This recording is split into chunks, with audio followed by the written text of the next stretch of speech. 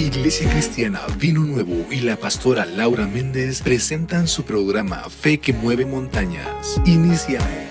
Muchas gracias por escuchar y ver nuestros estudios. Te invitamos a nuestra Iglesia Cristiana Vino Nuevo. Estamos ubicados en 201 Corpus Christi, aquí en Laredo, Texas. Tenemos los servicios todos los domingos a las 2:30 de la tarde, servicio familiar, y los martes, servicio de oración a las 6:30 de la tarde. Si necesitas oración, más información o enviar una ofrenda, puedes llamar al 956-598-9618. Recordándoles que este estudio está saliendo en vivo por Estéreo Unción 93.7 y disponible en nuestro canal de YouTube, Iglesia Cristiana Vino Nuevo. Deseando de todo nuestro corazón que estas palabras sean de bendición para tu vida. Gloria a Dios. Bendiciones a todos y cada uno de ustedes, hermanos que nos están escuchando a través de este medio. Como siempre, bien contentos, bien agradecidos con el Señor, ¿verdad? Por que Dios nos da el privilegio de tener un programa más aquí en esta estación de radio, ¿verdad? Y más que nada, ¿verdad? Porque podemos compartir de las bendiciones que el Señor nos ha dado, podemos compartir testimonios, ¿verdad? Y como dice su palabra, ¿verdad? Que las cosas que el Señor ha hecho con nosotros, pues conviene que las publiquemos. Gloria al Señor. Yo sé que todos y cada uno de ustedes tienen su propio testimonio y ahí es donde podemos ver nosotros las maravillas del Señor. Amén. Y gloria a Dios, estamos bien contentos y agradecidos vamos a entrar en un tema nuevo, un tema del rapto. Y para poder introducirnos un poquito más en lo que es el tema del rapto, el rapto de la iglesia, vamos a tratar, ¿verdad?, a hablar un poquitito acerca de lo que es la gran tribulación también, ya que es algo que va a suceder antes de la gran tribulación. Este arrebatamiento o el rapto, ¿verdad?, que es como lo podemos nombrar, es algo que sucederá inmediatamente antes de lo que empieza la gran tribulación, ya que la gran tribulación es para aquellas personas que han desobedecido a Dios, han rechazado a Jesús, no han querido seguir el camino de Dios y pues se van a quedar aquí con el anticristo, ¿verdad? Nosotros podemos entender eso, ¿verdad? Porque si usted es una persona cristiana y usted está yendo a una iglesia donde le enseñan la palabra del Señor, usted debe de entender, ¿verdad?, que estamos viviendo en una dispensación a la cual nosotros, ¿verdad?, los cristianos, los que conocemos la palabra del Señor, llamamos la gracia, la dispensación de la gracia, la cual dio comienzo en el derramamiento del Espíritu Santo o en la venida del Espíritu Santo, que fue en el libro de los Hechos, ¿verdad? Al comienzo del Nuevo Testamento, en el libro de los Hechos, empezamos ahí, ¿verdad?, a ver precisamente la venida del Espíritu Santo, que fue cuando Jesús le dijo a sus discípulos que esperaran ahí en ese lugar, ¿verdad?, y esperaran ahí la venida del Espíritu Santo. Ahí es donde empezó, ¿verdad?, la gracia, ¿verdad?, la dispensación de la gracia, precisamente. ¿Por qué? Porque Dios iba a tener misericordia de todos y cada uno de nosotros, ahora los gentiles también, aquellos que no éramos del pueblo de Dios. ¿Quiénes son los gentiles? Pues aquellos que no somos judíos, simplemente, ya que el Señor Jesucristo hizo su aparición aquí en la tierra precisamente porque su venida aquí en la tierra era la primera, ¿verdad? Por eso estamos tampoco también, bueno, qué bueno que toqué ese tema, porque cuando el Señor Jesucristo vino por primera vez, que fue cuando Dios lo envió, ¿verdad?, para salvación de su pueblo lo rechazó y pues lo crucificó y pues precisamente por eso ahora nosotros tenemos entrada, ¿verdad?, a esa gracia del Señor Jesucristo, la cual alcanzamos salvación. Y es precisamente, ¿verdad?, porque el arrebatamiento es lo que se va a suscitar, porque el Espíritu Santo ha formado una iglesia, aquella iglesia, ¿verdad?, a la cual ha aceptado al Señor Jesucristo como su Señor y Salvador, y va a ser arrebatada precisamente para que su iglesia, aquellos que hemos aceptado a Jesús, aquellos que hemos decidido vivir una vida plena en el Espíritu, porque fue el Espíritu Santo el que hizo esta iglesia, que la está formando en todo lugar, en todo el mundo, alrededor del mundo, está formando el Espíritu Santo la iglesia entre aquellos que han aceptado al Señor Jesucristo como su Señor y Salvador.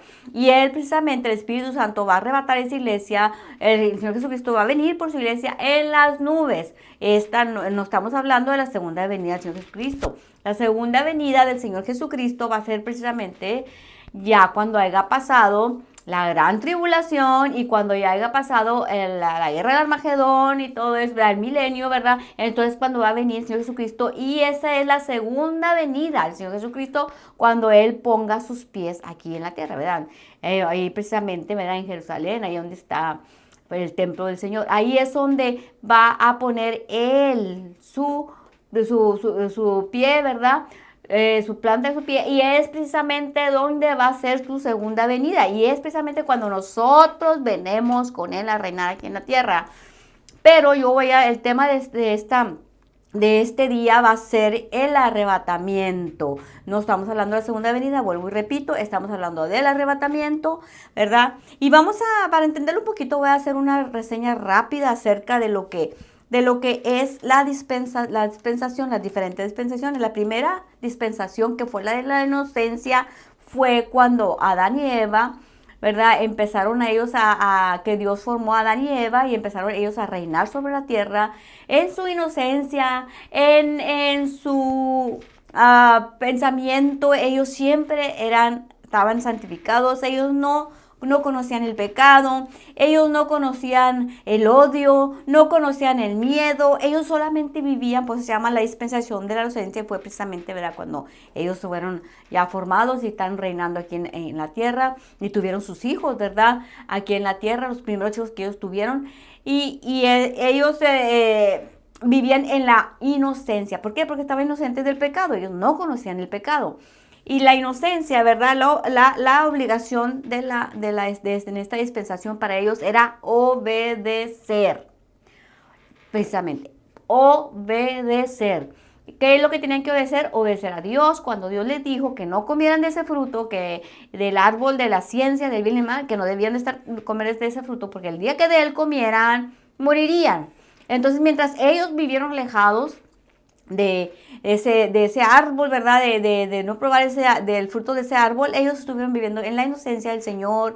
¿Qué quiere decir? Que ellos estuvieron viviendo en el fruto de su espíritu, que es el amor, el gozo, la paz, la paciencia, la benignidad, la bondad, la fe, la mansedumbre, la templanza. Imagínense, vivir solamente los frutos que son los frutos del espíritu del hombre que Dios formó y puso en ese paraíso. O sea que todo era maravilloso, todo era bello. Se tenían paciencia, tenían amor, todo el tiempo estaban gozosos, tenían su fe en Dios, tenían templanza. O sea, era maravilloso el tiempo de la dispensación de la inocencia. Obedecían a Dios, esperaban que Dios bajara cada día para estar en su presencia, para adorarle, para alabarle, para tener de su poder, de su gloria. El hombre era poderoso, tenía poder sobre el enemigo y el enemigo sabía que el hombre era poderoso.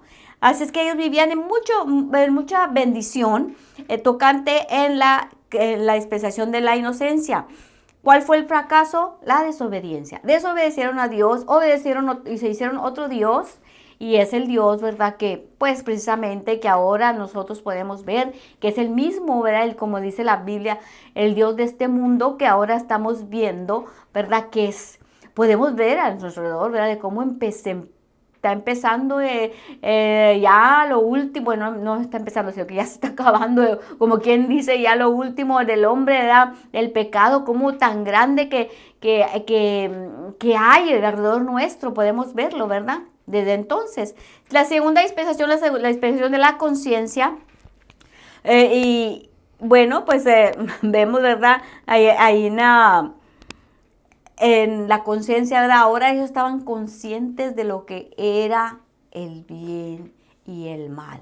Qué tremendo, ¿verdad? Pues aquí vimos, ¿verdad? Que la inocencia pues terminó en juicio. ¿Y el juicio qué es? El juicio de la muerte. Ahora ellos iban a conocer la muerte por su desobediencia. Y es precisamente lo que ahora podemos ver en el Nuevo Testamento, ¿verdad? Que dice que la paga del pecado es muerte. Y si no hubiera habido esa desobediencia, la muerte jamás hubiera existido en nosotros, en nuestras vidas. Pero por la desobediencia ahora existe la muerte. Y vemos en la segunda dispensación, que es la conciencia, ¿verdad? Vemos pues la caída precisamente, ¿verdad? De Adán y Eva, y empezó, ¿verdad? Vemos lastimosamente, ¿verdad? Que sus hijos, ¿verdad? Caín y Abel, pues que como Caín mata a Abel. ¿Por qué?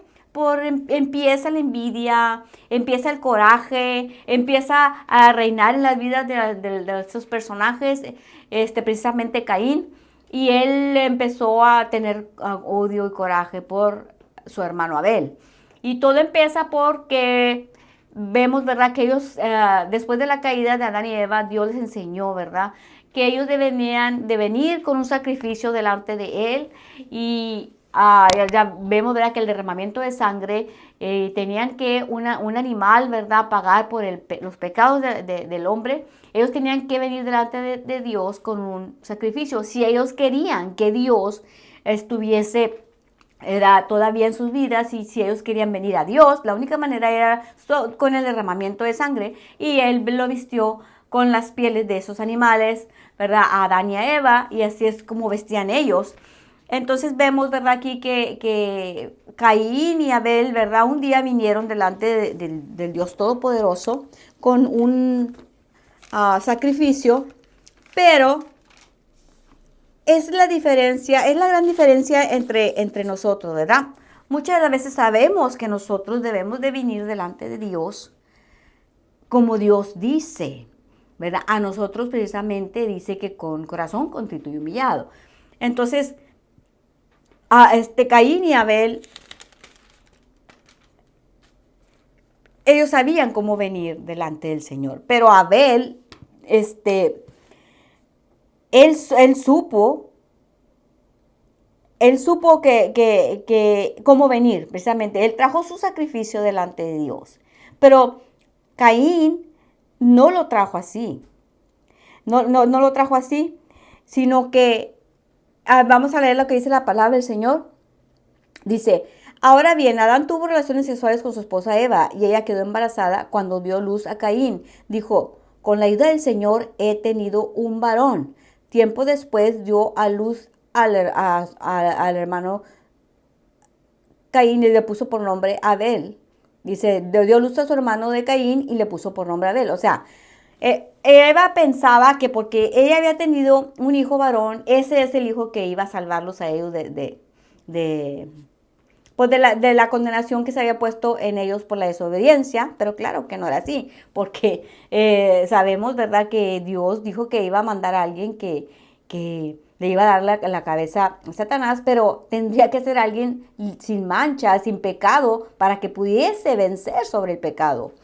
Y luego dice, cuando crecieron, Abel se hizo pastor de ovejas, mientras que Caín se dedicó a cultivar la tierra, cosa que estaba perfectamente bien, no había ningún problema, era necesario que hubiera un agricultor, era necesario que hubiera alguien que se encargara de las ovejas, claro que sí, estaba todo perfectamente bien, pero dice, al llegar el tiempo de la cosecha, dice, Caín presentó algunos de sus cultivos como ofrenda para el Señor.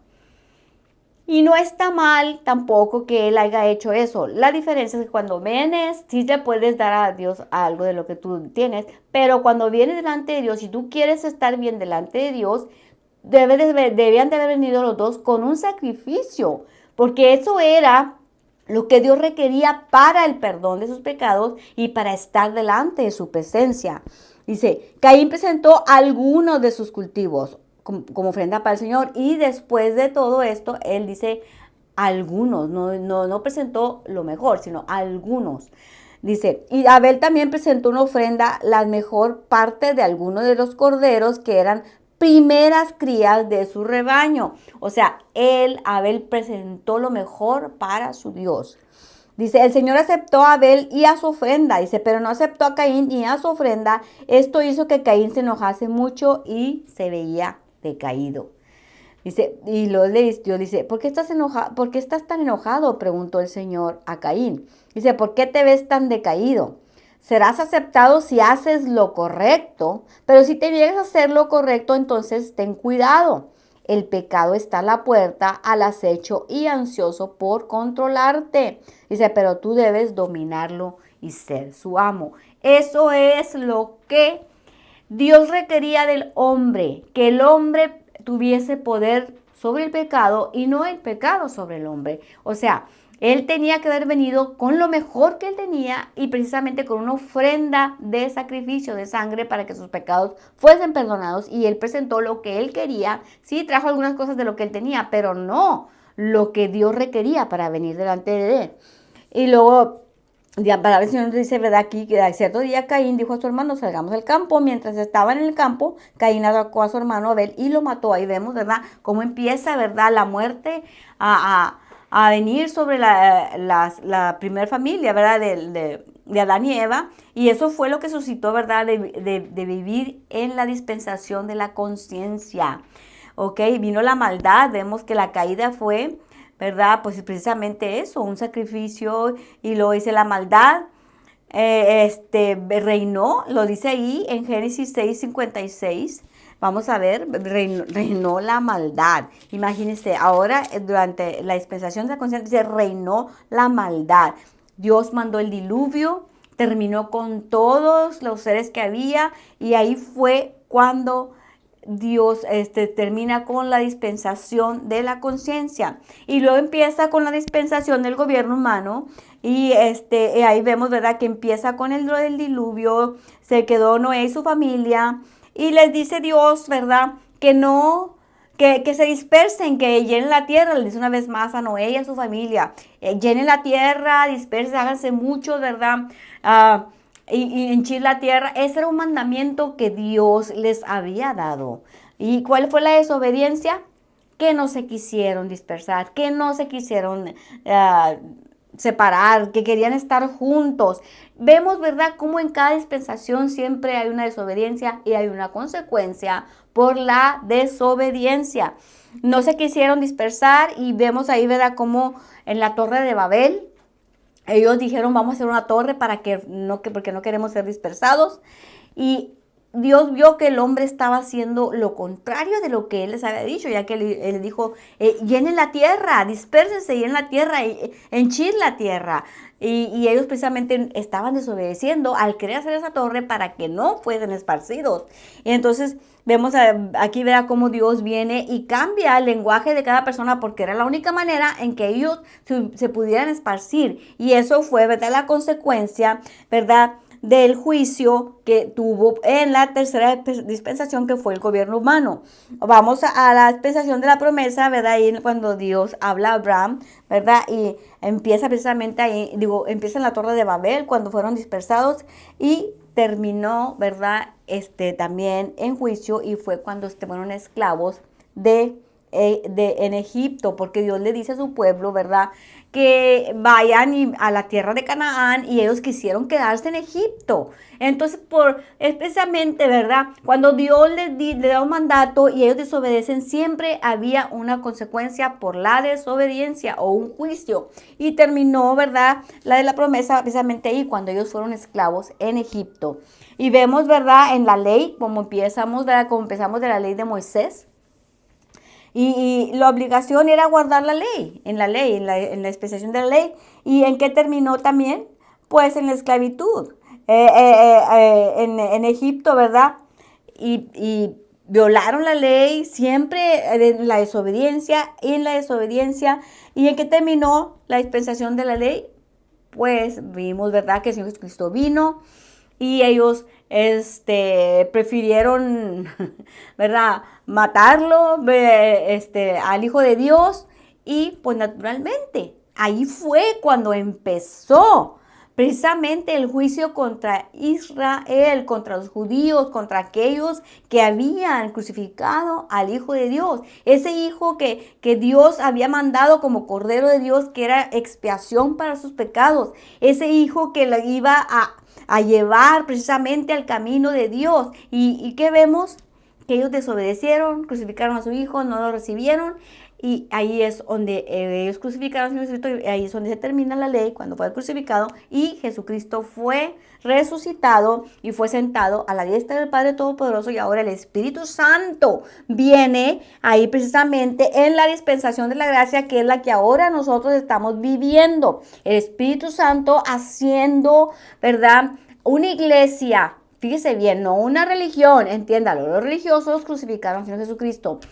Ahora el Espíritu Santo, cuando descendió, ¿verdad? Que vino, cuando Jesucristo les dijo que esperaran ahí, a la venida del Espíritu Santo, ahí empezó la dispensación de la gracia, que es la que nosotros estamos ahorita viviendo, ¿verdad? Y todavía estamos en la dispensación de la gracia. Desde hace 2000 años estamos en la gracia. ¿Por qué? ¿Por qué gracia? Porque Dios nos ha llenado de su gracia.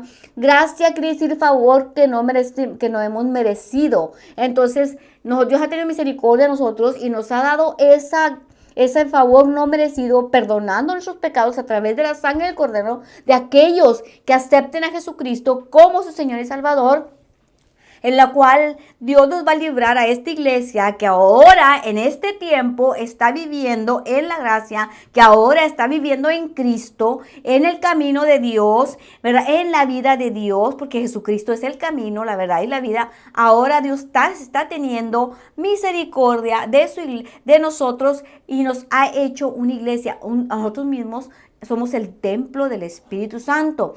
Y precisamente es cuando Él, ¿verdad? Va a venir en las nubes a levantar esa iglesia que el Espíritu Santo formó sobre todo el mundo. Es precisamente que es cuando va a suceder el rapto, ¿verdad? En el Antiguo Testamento no se menciona, ¿verdad? Lo del rapto, solamente se menciona, ¿verdad? Que va a pasar la gran tribulación. Hay muchas profecías acerca de la gran tribulación, ¿verdad? Del anticristo, cuando el anticristo reine, ya cuando la iglesia sea levantada, por la razón de que Dios todavía trae un trato con el pueblo judío, por la razón de misma esa que crucificaron a su hijo, y ahora Dios los va a dejar con ese anticristo, con ese hombre de maldad, ellos van a creer que ese es el Cristo y los va a engañar, pero antes de que eso suceda, ¿verdad? Antes de que el diablo mismo, ¿verdad?, tome control de todas las cosas del mundo,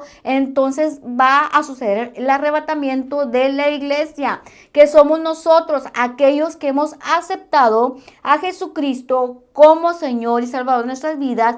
Vamos a ser, como dice la palabra del Señor, vamos a ser arrebatados. Ahora, vamos a leer ahí en Primera de Tesalonicenses,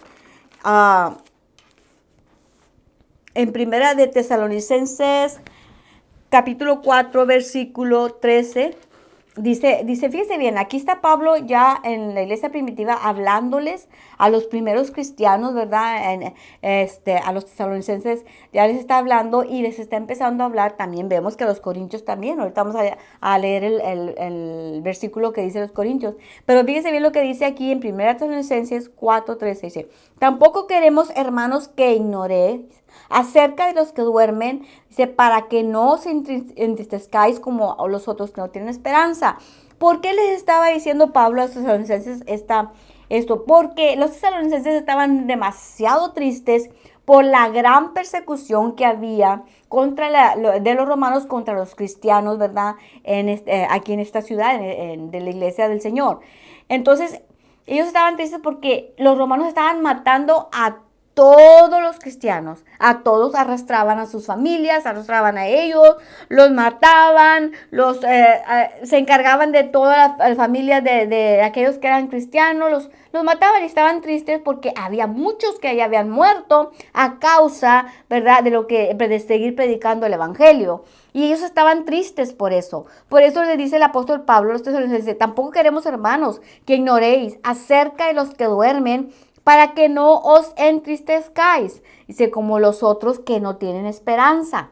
Y lo hace algo y recalca algo y está haciéndolo como diciendo, él está seguro de lo que él está diciendo. Dice, porque si creemos que Jesús murió y resucitó, dice, así también traerá Dios con Jesús a los que durmieron en él. Él lo dice, ¿verdad? No precisamente que estén durmiendo, porque aquellos que ya se han ido, ¿verdad?, de este mundo y que ya se han muerto, están precisamente más vivos que nunca, están con el Señor. Le está hablando del cuerpo que está, ¿verdad?, todavía ahí en posición de dormir en los cementerios o en las partes donde ellos han sido enterrados, ¿verdad? Dice, porque si creemos que Jesús murió y resucitó, dice, así también traerá Dios con Jesús a los que durmieron en él. O sea, si tú sabes que Dios Todopoderoso resucitó al Señor Jesucristo, también de la misma manera nos va a resucitar a nosotros. Es lo que le está diciendo. Los va a resucitar. Ustedes no tienen por qué dudar. Dios lo va a hacer. Dios va a traer, va a resucitar a esas personas también. Pero fíjese bien, dice, por lo cual os decimos esto en palabra del Señor. Recalcado precisamente lo que te estoy diciendo. Él está recalcando que lo que Él está diciendo es palabra del Señor. Es palabra de Jesús, palabra de Dios. Porque Pablo, gracias a Dios, ¿verdad? Que aquí podemos ver en la palabra del Señor, ¿verdad? Recalcado también cuando Él decía algo, él precisamente lo decía. Yo digo, no el Señor. Pero aquí precisamente lo está diciendo que Jesucristo mismo dice, por lo cual lo decimos esta en palabra del Señor, que nosotros que vivimos, que habremos quedado hasta la venida del Señor, no precederemos a los que durmieron. ¿Qué quiere decir? Ustedes tienen que entender que estas personas que ya han muerto en la persecución o que ya han muerto, ¿verdad?, en el camino del Señor, aquellos que hemos creído en Jesucristo, que hemos hablado la palabra del Señor, que hemos dicho que Jesús es el Señor, aquellos que instamos a las personas a que reciban a Jesús como Señor y Salvador, dice, por lo cual decimos esto en palabras, dice, que nosotros que vivimos, que habremos quedado hasta la venida del Señor, dice, porque dice, no precederemos, fíjese bien lo que dice, a los que durmieron. O sea, ellos van a ser los primeros en ser levantados, dice. Nosotros no vamos a ser primero. Ellos tienen su primer lugar. Ellos van a ser primero levantados o arrebatados. Dice, porque el Señor mismo, con voz de mando, con voz de arcángel y con trompeta de Dios, descenderá del cielo. Dice, y los muertos en Cristo resucitarán primero. Dice, luego nosotros, aquí está diciendo, primero ellos tienen su primer lugar, esos que ya han muerto, esos que ya se han ido de nuestras vidas, su cuerpo va a ser transformado o levantado primeramente. Aquí no habla de una transformación, aquí en el libro de Tesalonicenses no habla de transformación, eso lo vamos a ver en el libro de los Corintios. Dice, porque el Señor mismo con voz de arcángel y con voz de mando y con trompeta de Dios descenderá del cielo. Dice, y los muertos en Cristo resucitarán primero. Dice, y luego nosotros los que vivimos, los que hayamos quedado, seremos arrebatados juntamente con ellos en las nubes. Entonces es lo que te expliqué hace un momentito. Esto de arrebatamiento va a ser en las nubes. Jesucristo no va a poner su pie en la tierra, nos va a esperar en las nubes, la iglesia se va a levantar, el Espíritu Santo se llevará a la iglesia y vamos a ser arrebatados. Él va a esperarnos en las nubes. Dice, seremos arrebatados juntamente con ellos en las nubes para recibir al Señor en el aire. ¿Ok? Entiéndalo, en el aire. Dice, por tanto, alentaos los unos a los otros con estas palabras. Y vamos a leer también ahí en 1 Corintios 15, 57, y vamos a hacer la diferencia en lo que, vamos a leer en el 51, 15:51. Dice la palabra del Señor, vamos a ver, vamos a entender, ¿verdad? Lo que dice, pero permítanme revelarles un secreto maravilloso o un misterio, está diciendo Pablo. Dice, no todos dormiremos, pero todos seremos transformados. Fíjese, Pablo mismo pensaba que él iba, hace 2000 años, que él iba a tener parte en el arrebatamiento de la iglesia de los que estaban vivos. Él estaba diciendo, no todos moriremos, dice, pero todos seremos transformados. Hace 2000 años que Pablo lo estaba diciendo. Quiere decir que estamos ya 2000 años más cerca del arrebatamiento de la iglesia y por lo que está pasando alrededor nuestro, estamos seguros, ¿verdad? Él estaba seguro, ¿verdad? Que ya estaban en los últimos días. Dice, no todos moriremos, dice, pero todos seremos transformados. Sucederá en un instante, en un abrir y cerrar de ojos, cuando se toque la trompeta. Dice, pues cuando suene la trompeta, los que hayan muerto resucitarán para vivir para siempre. Fíjese bien, para siempre. Y los que no van a vivir para siempre, pues van a morir para siempre. O sea, va a ser una vida eterna o una muerte eterna para aquellos que rechazaron a Jesucristo como su Señor y Salvador. Dice, y nosotros los que estemos vivos también seremos transformados, pues nuestros cuerpos mortales nuestros cuerpos mortales tienen que ser transformados en cuerpos que nunca morirán. Dice, nuestros cuerpos mortales deben ser transformados en cuerpos inmortales. Dice, entonces cuando nuestros cuerpos mortales hayan sido transformados en cuerpos que nunca morirán, se cumplirá la siguiente escritura. La muerte es devorada en victoria. Oh muerte, ¿dónde está tu victoria? Dice, oh muerte, ¿dónde está tu aguijón? Amén. Ahora, escúcheme bien. Dice, pues el pecado es el aguijón que termina en muerte. Y la ley le da al pecado su poder. Dice, pero gracias a Dios que Él nos da la victoria sobre su cuerpo.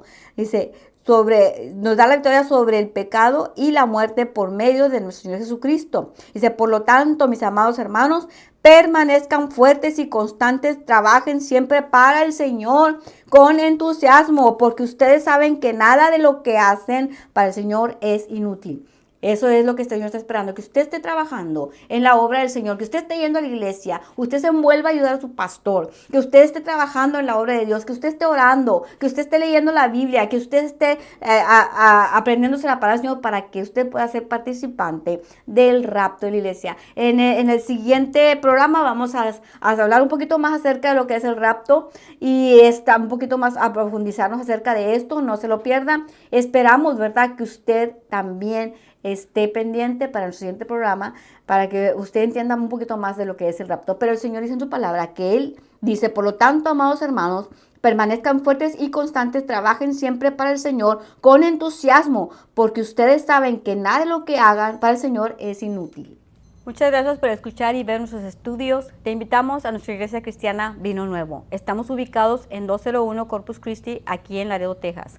Tenemos los servicios todos los domingos a las 2:30 de la tarde, servicio familiar, y los martes, servicio de oración a las 6:30 de la tarde. Si necesitas oración, más información o enviar una ofrenda, puedes llamar al 956-598-9618. Recordándoles que este estudio está saliendo en vivo por Estéreo Unción 93.7 y disponible en nuestro canal de YouTube, Iglesia Cristiana Vino Nuevo. Deseando de todo nuestro corazón que estas palabras sean de bendición para tu vida. Iglesia Cristiana Vino Nuevo y la pastora Laura Méndez les invitan a sus servicios martes 6:30 de la tarde, servicio de oración, domingo 2:30 de la tarde, servicio familiar, ubicada en 201 Corpus Christi, esquina con Saunders, Laredo, Texas. Teléfono 956-598-9618 para más información. Iglesia Cristiana Vino Nuevo.